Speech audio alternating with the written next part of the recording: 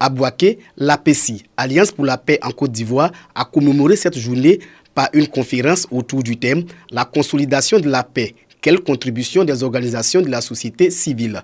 Le conférencier invite tous les Ivoiriens à poser des actes qui vont dans le sens de la consolidation de la paix et du renforcement du vivre ensemble, gage du développement du pays. Pour lui, la paix n'a ni bord politique, ni ethnie, ni religion. Nous avons trouvé bon de lancer cet appel à l'endroit de toutes ces organisations de la société civile afin qu'ensemble on puisse travailler résolument pour la consolidation de la paix en Côte d'Ivoire. Il faut cultiver les valeurs républicaines, il faut cultiver les valeurs du civisme et de la citoyenneté. Les participants à cette conférence sont appelés à être des vecteurs de paix dans toute la région de Bouaké. La paix qu'on véhicule chaque jour, ce n'est pas une communauté ni une parti politique ou une organisation qui va nous envoyer de la paix. Sans la paix, nous ne pouvons rien. Et que vraiment, il faille que nous allons à une paix véritable pour que nous puissions vivre en harmonie. L'APECI a à son sein 200 organisations qui militent pour la paix. Instituée en 1996, la Journée nationale de la paix vise à sensibiliser les populations à la culture de la paix et surtout rendre visibles toutes les œuvres qui contribuent au renforcement du vivre ensemble. Le thème de la 25e édition de la Journée nationale de la paix est la Côte d'Ivoire face aux défis de la cohésion nationale et de la paix. Le développement de la région du Cavali passe par l'implication des filles et fils de la région selon une coordination régionale dénommée AGI pour le développement du Grand Ouest CRADO. Au cours de sa première assemblée générale, cette organisation a mené la réflexion autour des actions à initier au nombre desquelles figure en bonne place la création d'emplois et de richesses au profit des jeunes. Les fils et filles du Cavali qui résident déjà dans le Cavali, certaines personnes vraiment ne s'intéressent pas au développement. Nous voulons les emmener à s'occuper du développement. Les participants venus des différentes régions du pays ont également planché sur les potentialités et opportunités économiques qu'offre la région. Des atouts indispensables pour un développement harmonieux. La diaspora peut contribuer au développement d'une région en créant des écoles, en créant des hôpitaux, en sensibilisant nos parents sur les élections. Nioulé Nicodème, représentant la présidente du conseil régional du Cavali, Anne-Désirée Ouloto, s'est réjoui de l'implication des populations à travers le CRADO à prendre une part active au développement de la région. Ils sont venus pour parler le même langage, le développement. Restons unis. Le développement n'a pas de couleur. La coordination agit pour le développement du Grand Ouest se veut donc un creuset pour le rayonnement du Cavali. Véhicule 4 roues, ne pas se hasarder à l'aventure sur ces voies caouteuses. Ici, seul règne en maître, moto et tricycle. Bilekro Kalanso, dans la sous-préfecture d'Ayamé, département d'Aboissou, a mal à sa route. S'engager sur ces routes, un véritable risque, quelques kilomètres de parcouru et bravo les dégâts. Un jour on venait chargement des VA, on arrivait jusqu'au montée de la colline.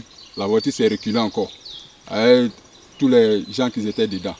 Donc on est venu se coincer là, les jeunes de Kalanso sont venus nous pousser, mais très sortir maintenant. En période pluvieuse, le calvaire s'accentue et pourtant Bilekro Kalanso est grand producteur du binôme café-cacao. Environ 700 tonnes de l'or brun produit ici chaque année.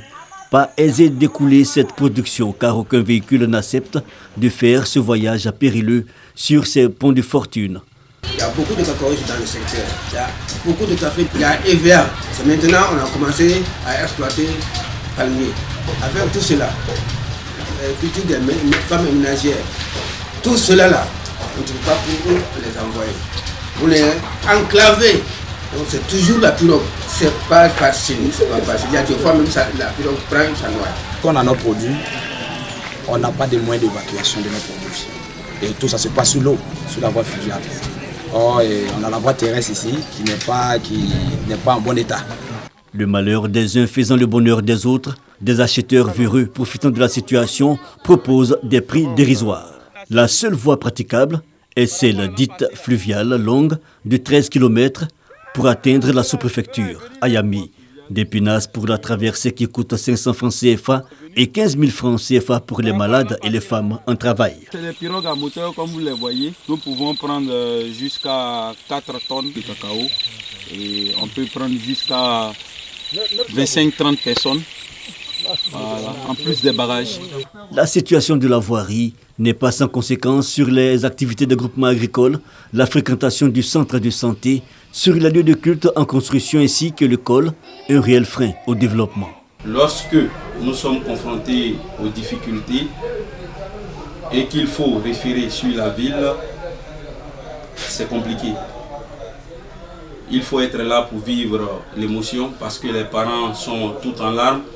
Comment faire pour faire traverser une parturiente où l'enfant, la présentation est à la vulve et que le travail stationnaire ne peut pas lui permettre d'accoucher dans de bonnes conditions ici. Cette dame-là, on doit l'évacuer dans des conditions pénibles, il n'y a pas d'ambulance. Outre ces problèmes, Bileko-Kalanso n'est pas électrifié et ne bénéficie pas d'adduction en eau. Le seul recours reste la lampe à tempête ou l'énergie solaire pour ceux qui en ont les moyens. Les populations de Bileko-Kalanso fondent beaucoup d'espoir à l'ouverture d'une route praticable. Elle sera, selon elles, la porte d'entrée du développement. Blagouin est une localité située à 12 km de Biankouma. Avec une population d'environ 4500 âmes, cette bourgade présente d'importants défis de développement, entre autres la dégradation de l'axe Biankouma-Blagouin, la vétusté du centre de santé, l'insuffisance de l'eau potable, le manque de salles de classe adéquates et de logements d'instituteurs pour l'école primaire publique 2. Tous ces problèmes sont mis à l'ordre du jour au cours de la célébration de la mise sous tension électrique du village. Ce village est demeuré en marge du développement depuis Delus et nous pensons que ce jour est un jour nouveau pour ce village pour que, à partir de cet événement, à partir de ce jour glorieux, que nous puissions amorcer un développement accéléré pour ce village. Une occasion aussi pour rendre hommage au président de la République. La Côte d'Ivoire est illuminée. Illuminée parce qu'aujourd'hui, 95% des villages de notre pays ont reçu l'électricité. C'est ce que nous fêtons aujourd'hui à Blagouin. Et Blagouin est reconnaissant au chef de l'État pour toutes les actions de développement qui sont menées. Et la population de Blagouin en particulier, mais la population du Tonkoui en général, lui dit merci. Merci pour l'attention particulière qui est portée à notre région. Et pour parer à certaines urgences, le parrain a offert 1 million de francs CFA en équipements médicaux de première nécessité au centre de santé, plus 100 tables bancs pour l'école. Paisible station balnéaire située à 60 km à l'ouest d'Abidjan, Jacquesville est une ville au charme discret avec ses différents sites touristiques. L'un des sites qui a retenu notre attention est la presqu'île du Christ de Jacquesville. Le spectacle à lui tout seul efface tous les déboires du parcours. Le mélange des couleurs qui se reflètent sur la lagune, le balai des pêcheurs qui rentrent de leur expédition vous donne l'impression d'être dans un autre monde. Le calme, la beauté de la nature, la lagune, une décoration simple, sobre et relaxante. Son nom n'est pas fortuit.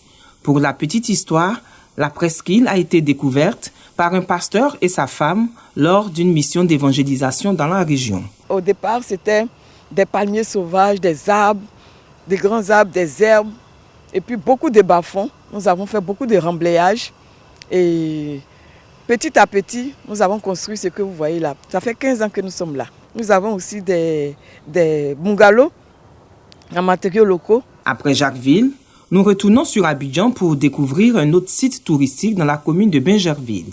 Le domaine Bini Lagune est un site d'écotourisme. Il faut affronter une pente abrupte à travers les bois pour se retrouver nez à nez avec une lagune splendide. La vue à l'arrivée nous a fait oublier la souffrance endurée. En effet, le domaine Bini Lagune est situé dans une cuvette au bord de la lagune Adjien. Cette lagune qui a toutes les caractéristiques d'un lac a une particularité, sa propreté. Un accueil chaleureux, un endroit paisible et préservé, un site naturel qui accueille des visiteurs chaque week-end. Je suis venue voir mon amie. Elle a voulu me faire découvrir un peu. Je trouve l'endroit juste magnifique. Vraiment, il y a des choses à faire. Je parle en termes d'activité. Puis ça valorise aussi le patrimoine du pays aussi. Je trouve que c'est pas mal. Cet endroit fait partie des domaines créés par un des pionniers de l'écotourisme en Côte d'Ivoire et en Afrique de l'Ouest qui œuvre au développement touristique de son pays tout en valorisant son patrimoine naturel et culturel.